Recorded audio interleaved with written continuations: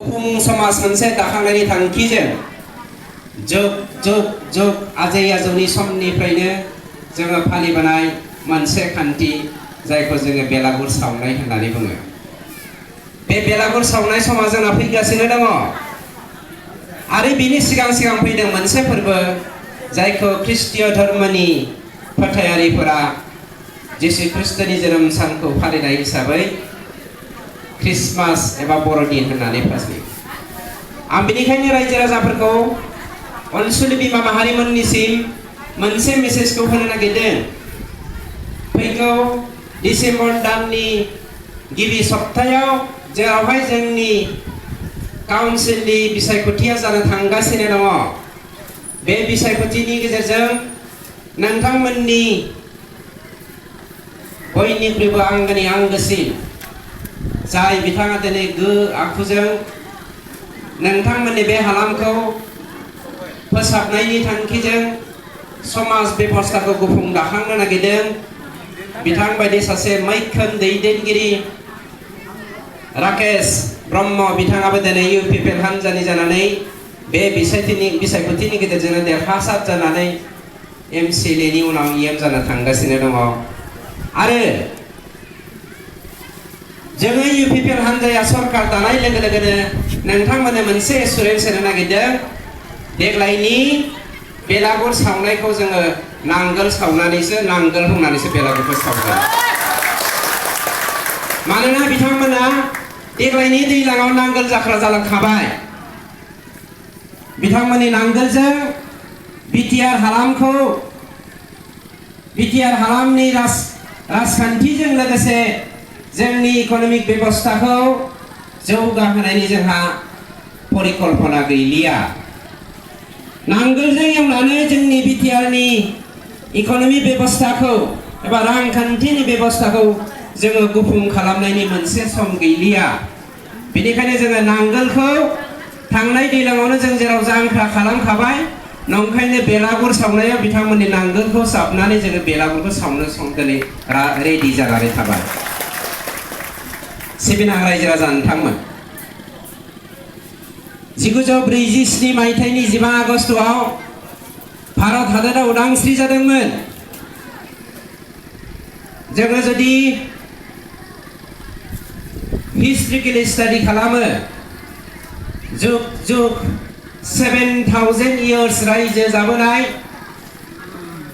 बे हालामनि बे हानि थागिबि फिसा बर'फोरा मोनसे समाव फैयै फैयै सम आरो थासारिजों गोरोबनो हायैनि जाहोनाव जोङो जोबनायनि लामायाव फैबायमोन। जायनि जाहोनाव 1900 आरो 1901 मायथाइनि सेन्सास बायदियै बे समाव भारतआव उदांस्रि जायाखैमोन। जोंनि बर' स्पिकिं कमिउनिटिया इनक्लुडिं नर्थ बेंगल मात्र 1,63,000 ल'मोन। बर' राव रायग्रा बर'फोरा 1,63,000 ल'मोन 1900 आरो 1901 मायथाइनि गेजेराव। नाथाय 1920 मायथाइनि गेजेराव जेब्ला जोंनि बर' समाजनि गेजेरावहाय रिनाइसेन्स मोनसे फैखाङो, जायखौ जोङो बिबार मुगा होननानै बुङो, बे रिनाइसेन्सनि गेजेरजों जोंनि समाजाव मोनसे जांख्रिखांनाय फैदोंमोन। जोंनि हारिखौ फोथांना लाखिनोब्ला जोंनि राव हारिमुखौ जों जेब्लायबो फोथांना लाखिनांगोन आरो जोंनि आसार खान्थिखौ जोङो जुगामियै बुहुमनि मानसिफोरनि सिगाङाव दिन्थिनो हानांगोन, जायखौ जोङो रिनाइसेन्स पिरियड होननानै बुंदों। पेरेलेलि बे मोनसे समावनो बर'नि गेजेराव मोनसे सोदांनाय फैबावदोंमोन, जायखौ जोङो रिफर्मेशन पिरियड होननानै बुंदों। बे रिफर्मेशनखौ दैदेनदोंमोन जोंनि बर'नि अनजालु नायल' जाल' सासेल' गुरुदेव बाबा कालीचरणआ। रिनाइसेन्स आरो रिफर्मेशना जोंनि समाजाव जेब्ला सोमजिखांदोंमोन, गावनि हारिखौ फोथांना लाखिनायनि थाखाय जोङो गासैबो बर'फोरा हांफ्ला सिफ्ला जादोंमोन। बेनिखायनो जानो हागौ मोनसे समावहाय जोंनि गेजेराव रमान स्क्रिप्टनि सोमावसारनायाबो फैदोंमोन जायखौ जोङो 1970s होननानै मिथियो। रिनाइसेन्स आरो रिफर्मेशना थांनायनि उनाव आरो मोनसे समाव रिभलिउसन पिरियडआ फैदों। थामहिनबा 34 बोसोर बर'फोरखौ फोथांना लाखिनायनि थांखिजों मोनथानि मिजिंजों नेशनेल डेम'क्रेटिक फ्रन्ट अफ बर'लेण्डआ 1986 मायथाइनि 3 अक्ट'बराव जेब्ला NDP खौ गायसनदों, बे गायसनजेननायनिफ्राय 2020 नि 27 जानुवारिसिम जोङो बेखौ मोनसे रिभलिउसनारि पिरियड होननानै बुंनो हायो। बेखायनो जोङो होनदों रिनाइसेन्स, रिफर्मेशन, रिभलिउसन बे पिरियडआ जोंनि थाखाय जोबोद दुखु दाहाजों सैसोनांनाय मोनसे पिरियडमोन। 27 जानुवारि जायखौ जोङो थामथि बर' एकर्ड होननानै बुङो आरो बे बर' एकर्डनि गेजेरजों गासैबो सान्थि, गासैबो हारि माहारिनि गेजेराव, बिदा फंबायनि गेजेराव अनसुलि बिमाफोरखौ माइनाव बिमा दाखांनायनि मिजिंजों जोङो UPPL हान्जाया दिनैहाय रिकनस्ट्राक्शन पिरियड होननानै 2020 नि 27 जानुवारिनि उननिखौ दाखांफिननाय एबा लुखांफिननाय मुगा होननानै जों दिनै फोसावनो नागिरदों। बे दाखांफिननाय आरो लुखांफिननाय मुगानि समाव दिनै BPF हान्जाया जोंनि बेरेखायै हांगार महरै गोसोखांदों एबा गसंथेदों।